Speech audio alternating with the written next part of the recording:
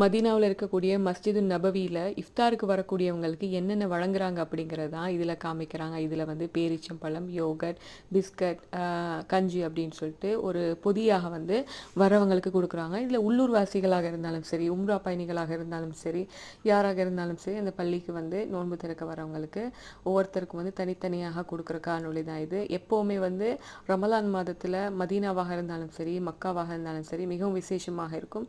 இந்த காணொளி ஃபுல்லாகவே வந்து மதீனாவில் எவ்வளவு பேர் வந்து நோன்பு திறப்பதற்காக வர்றாங்க அப்படிங்கிறத பாருங்க.